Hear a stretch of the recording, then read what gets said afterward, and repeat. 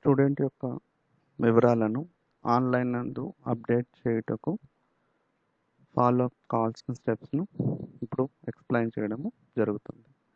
So మొదటగా CSE website school edu.ap.gov.in site open చేసుకుని వాళ్ళను. దీనిలో స్టూడెంట్ కార్నర్ అనే ఆప్షన్ని క్లిక్ చేసుకుని వాళ్ళను. ఇప్పుడు స్టూడెంట్ సర్వీసెస్లో మనకి 2 ఆప్షన్స్ ఎగ్జిక్యూట్ అవుతాయి. ఒకటి student information system management and student services. ఇప్పుడు స్టూడెంట్ సర్వీసెస్ దగ్గర మీరు సెలెక్ట్ చేసుకున్న లాగిన్ మెనూ ఓపెన్ అవుతుంది. మీరు ఏ స్కూల్ని అయితే ఎంటర్ చేయాలనుకుంటున్నారో ఆ స్కూల్కి సంబంధించినటువంటి స్కూల్ డైస్ కోడ్, తర్వాత ఆ స్కూల్ యొక్క పాస్వర్డ్ ఎంటర్ చేసి లాగిన్ అవ్వాలి. సో లాగిన్ అయిన తదుపరి సర్వీసెస్ అనే ఆప్షన్లో S13 దగ్గర update student height detail form అనేది వివరాలు ఉంటాయి ఆప్షన్ ఉంటుంది. వీటి మీద క్లిక్ చేయాలి.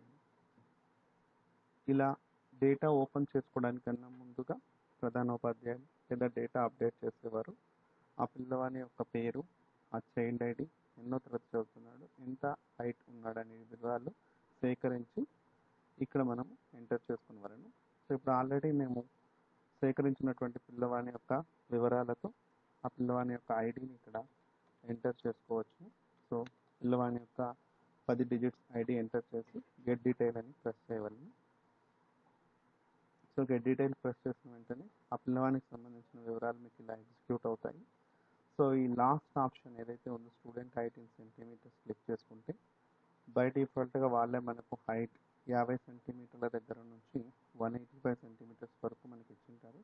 సో మీరు ఏ పిల్లవాని యొక్క హైట్ అయితే ఎంటర్ చేయాలనుకుంటున్నారో ఆ పిల్లవాని హైట్, మీరు కొలిచిన హైట్ ఏదైతే ఉందో ఆ నంబర్ని సెలెక్ట్ చేసుకొని కింద అప్డేట్ అనే ఆప్షన్ని ప్రెస్ చేసిన వెంటనే ఆటోమేటిక్గా ఆ పిల్లవాని యొక్క హైట్ అనేది అప్డేట్ అయిపోతుంది.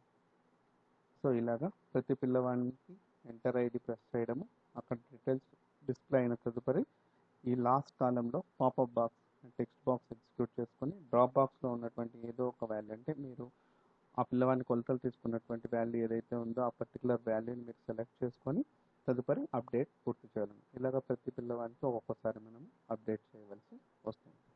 Thank you so much.